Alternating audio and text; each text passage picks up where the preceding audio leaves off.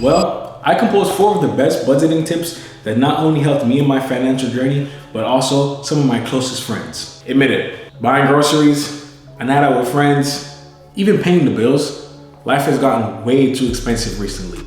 And now with that feeling, and knowing the information that you know, why would you sit around about it and do nothing?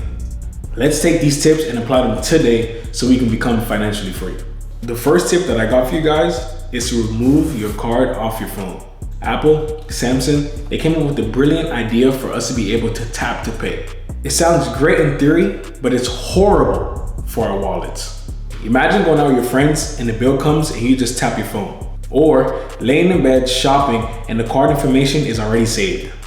Because you're skipping the actual physical process of pulling your card out to pay for things, you think about it less and therefore you just tend to be less guilty about making these purchases. I've asked a couple of my friends and they say when they use Apple Pay, it feels like free money, which isn't a thing, especially when we need to budget.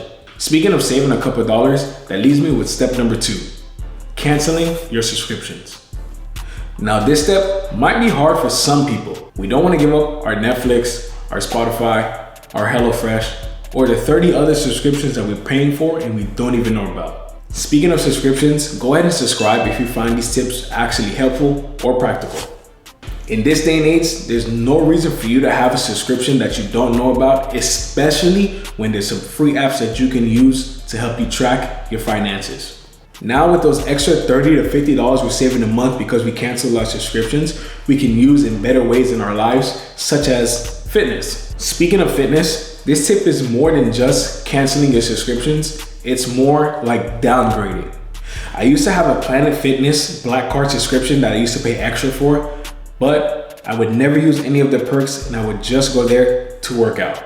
There was not a single point for me to have this Black Card. So if there are some subscriptions that you can't do without, go ahead and try to find a cheaper alternative because they do add up. Just like all your bank notifications you've been skipping, they add up. Which leads me to my next tip, turn on your bank notifications. Let's say you're a hard sleeper and you need to wake up because you have something important the next morning. I would hope that you set an alarm so you're alerted and you don't miss it. Now, let's say you're saving up for something big, but you keep spending money on shopping. I would hope that you have your bank notifications on so it can alert you about how much money you're actually spending at the end of the day.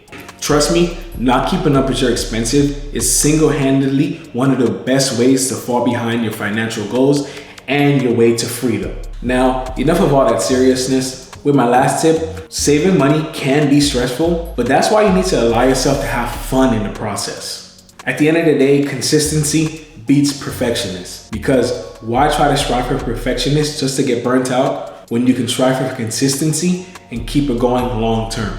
So allow yourself to go out to the concert and hang out with friends, but just remember, moderation is key. And with all that being said, my name is Fed. I make financial videos for the average person that's easy for them to digest and understand. If you guys enjoyed the video, go ahead and subscribe and leave a comment of one of your favorite tips in the video. Anyways, with that being said, my name is Fed and I'll catch up boys on the flip side. Peace.